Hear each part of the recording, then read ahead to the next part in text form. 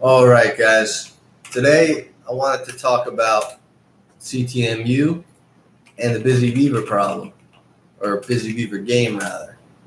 So, not many people are going to realize that they're connected. CTMU, is by Christopher Langan. It's basically a model of the universe, cognitive theoretical model of the universe, pronounced CatMu. Connection between mind and reality. But it's really a theory of how the universe kind of bootstraps itself and why it exists in the first place. So I realized while studying the Busy Beaver problem what a connection might be.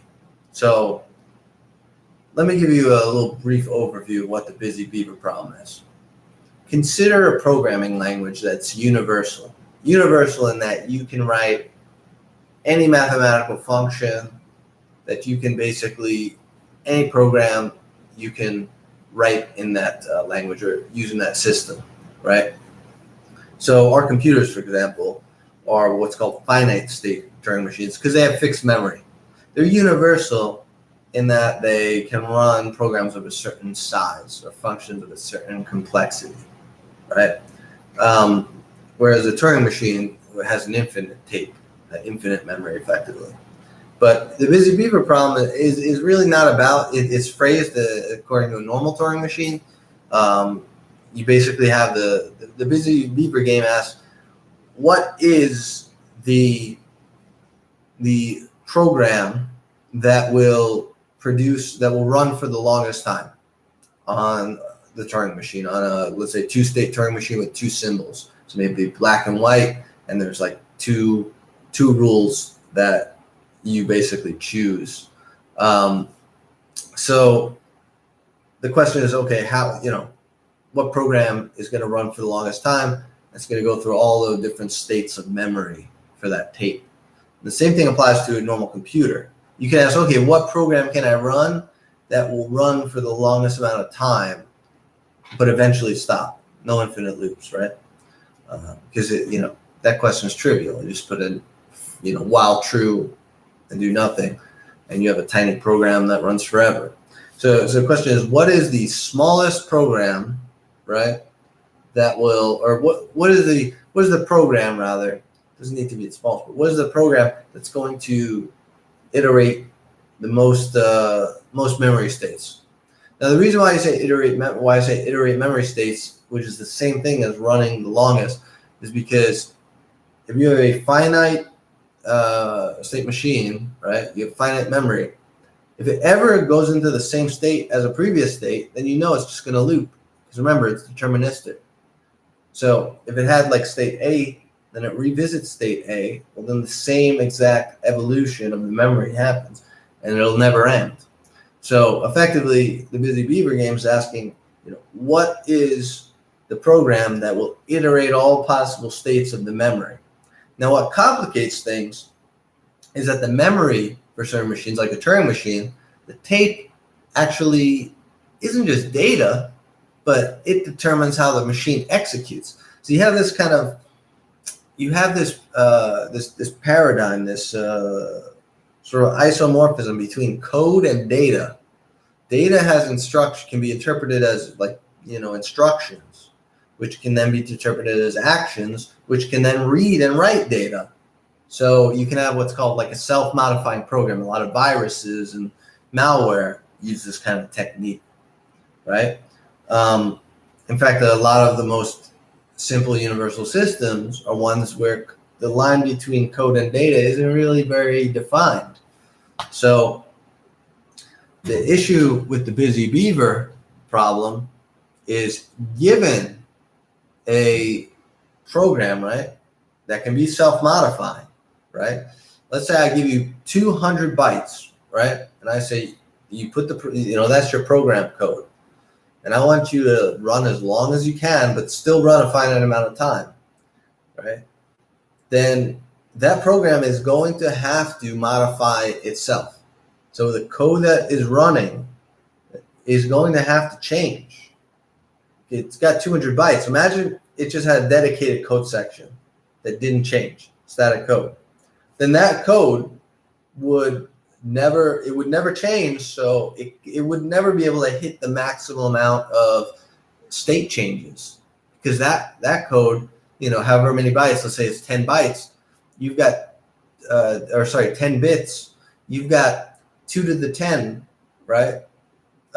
States that aren't iterated, that aren't visited, because that code just remains the same. It's just like reserved in memory. So in order to beat the Busy Beaver game, to like get the right program, the one that does go through the most states and the most memory, you need to write a polymorphic program. You need to write a self-modifying program.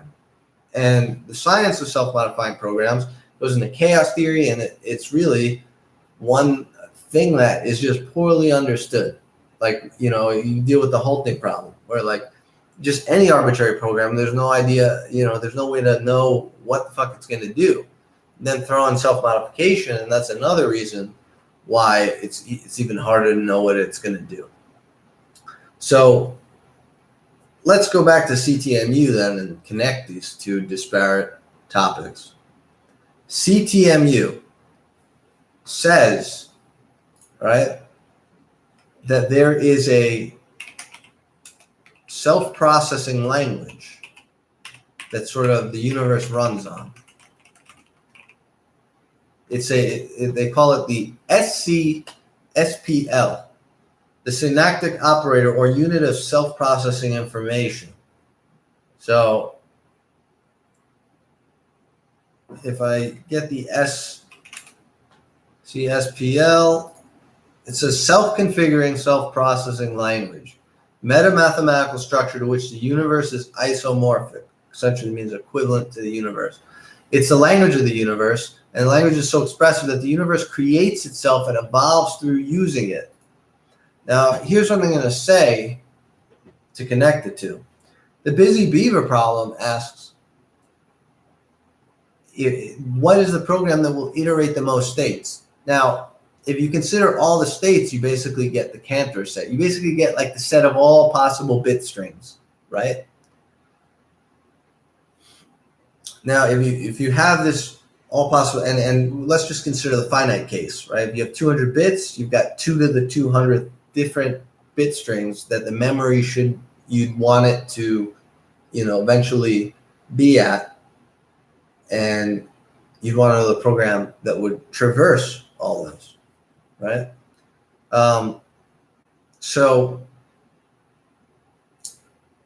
the self-configuring, self-processing language sounds a lot like the solution of the Busy Beaver problem, right? You want a program that modifies its own memory, right? Its own instructions every time, such that the memory it's occupying for just the program itself goes through every possible state, right? So you'd have the solution for 2 bits, for 3 bits, and eventually, obviously, you have a limit for the infinite tape, for the infinite memory space. You'd have some kind of limit. Like, what is the programs are going to look pretty similar, most likely, and you can probably extrapolate and say, okay, this solution for the infinite case may be actually this SPL for our universe. Now, Busy Beaver is an unsolved problem. We know it for a couple cases for small amount of states, small amount of symbols, Turing machines, right? But we have no idea what the fuck it really looks for, like for finite state machines, and for just any random kind of systems. Every programming language is going to be different in terms of what's called reflection, like what it can do in terms of modifying itself and things like that. But we know some solutions for Turing machine, and it's that hard already. So my hunch, right, is that we solve the Busy Beaver problem, or at least get a kind of understanding of what kind of machines are going to self-modify and iterate all possible states. And again, we may have to create the language ourselves, the machine language that this machine runs on. may have to come up with interesting machines. Like there's a lot of different universal machines. There's the tag systems and cellular automata and all kinds of stuff. But we're going to need some type of machine such that memory and code are analogous. So the amount of space the code takes up needs to, that memory needs to change in order for the states to be iterated, in order for it to be going through more and more steps. And once we have the solution to that, then we may know what essentially, not the Big Bang maybe, but the origin of our universe from a metaphysical and informational perspective looks like, even maybe at a quantum perspective. The idea is that you have the Big Bang, and that's at more of a top level. It may be the Big Bang, sure, right? But the idea is that you have this, there's this notion of symmetry breaking, right? And symmetry breaking is a bit of a cheat because it kind of says, okay, well, you have all these different possibilities and we're just stuck in one. So it has an explanatory factor. It kind of says, okay, you can have all these possibilities, but when you did the measurement or when you fell into your universe, you were born, the universe you're inhabiting had to take on a specific value, and thus symmetry broke, right? A value is chosen. And SCSPL, right, CTMU, sort of goes for the idea that the origin of the universe should be all possibilities, should be essentially the Cantor set, should be every possible bit string, full entropy, right, unbounded entropy, all possible change. And of course, then, the universe that you end up in could just be a small subset where you can't see the full, Library of Babel. I forget the guy basically made a book that had every possible bit string in it. It's called Library of Babel. It wasn't actually a real book, but they did it online. But in any case, right, so you come up with this Busy Beaver program, self-modifying one. You basically have the origin of our universe. You have the program that will generate all possible bit strings for, let's say, 100 bits, 1,000 bits, and so on. If you figure out the form, then you take the limit to infinity, and then you say, okay, now I've got the program that would generate our universe. Of course, it doesn't really, it won't, it'll be profound, but it's not going to immediately tell us, oh, the pentaquark or this is stable and this and that, because it's at a very low level. It's at a metaphysical level. It's just sort of saying that if this universe is really born of something that generates all possibilities and it sort of bootstraps itself, then it corresponds to the Busy Beaver program for a memory size of infinity.